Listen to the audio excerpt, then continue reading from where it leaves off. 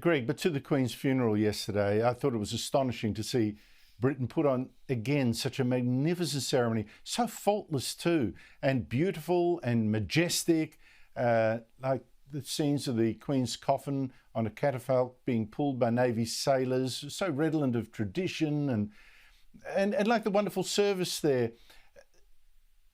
There was also the awesome slow march taking her for burial at Windsor Castle with more huge crowds, and also a favourite horse brought out for a last goodbye, and of course her corgis there to say goodbye too.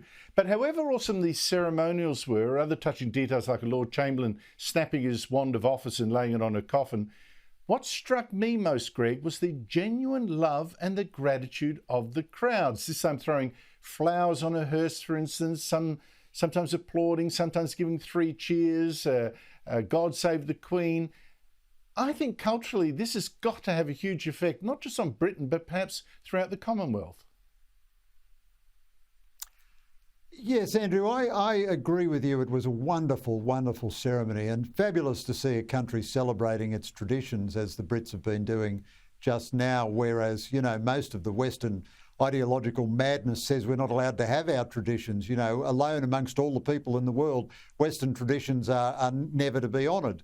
I'm less convinced about its long-term cultural consequence. Queen Elizabeth was a magnificent monarch, almost faultless, as near to faultless as you could get. Charles, I think, has been quite a daffy public figure, you know, honestly, lecturing us about talking to plants and listening to them in return. And he's also been quite a political public figure, you know, making it clear even quite recently that he bitterly opposed his own government's immigration policy, and all the rest of us constantly lecturing us about climate change. Now, if he's going to emulate his mother at all, he has to completely reverse his personality. Also, he's not the admirable character that his mother was. But, you know, the genius of monarchy is that you don't need to be a good person to be a good monarch. And I'm not suggesting he's not a good person, but you just need to shut up and turn up to the ceremonial occasions and not say anything other than the 80 approved royal cliches. Now, if he does that, and for us, I think he's a good monarch. We don't identify, I have no emotional identification with Charles, not at all.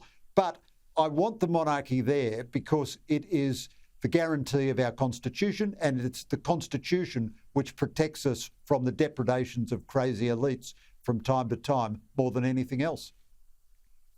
Yeah, but I thought the magnificence of the ceremonials and the constant references to the Queen's fidelity to duty will have an impact on Charles, will imprison him in part. Well, one would hope. I think it'll be a moment of personal weakness if he lets the old activists get out. Just very quickly, I've actually run out of time, Greg, but I do want a very quick response from you on this, because you've written great books of Christianity. The Queen got this love without ever telling people what she thought about politics. She did it through service and self-restraint. And I thought there was a connection here with the Christian faith. It's a faith that's getting rarer here. And the Archbishop of Canterbury, I thought, was very clear in pointing that out in his wonderful sermon. Have a listen. In 1953, the Queen began her coronation with silent prayer, just there, at the high altar. Her allegiance to God was given before any person gave allegiance to her.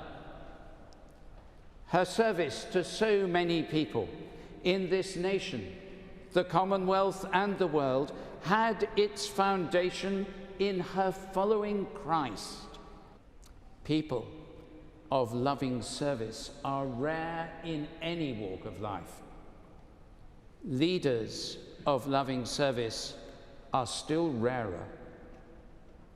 But in all cases, those who serve will be loved and remembered when those who cling to power and privileges are long forgotten.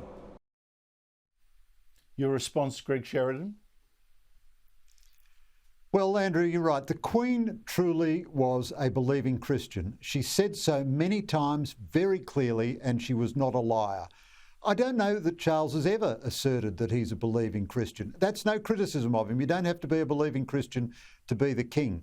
but I think her deep, genuine faith was sincere, and it's, you know, she was a whole. You couldn't slice one part of her from another. And it may be true that we will never see her like again. And, you know, she deserves every tribute she's got in the last 10 days. Greg Sheridan, thank you so much for your time.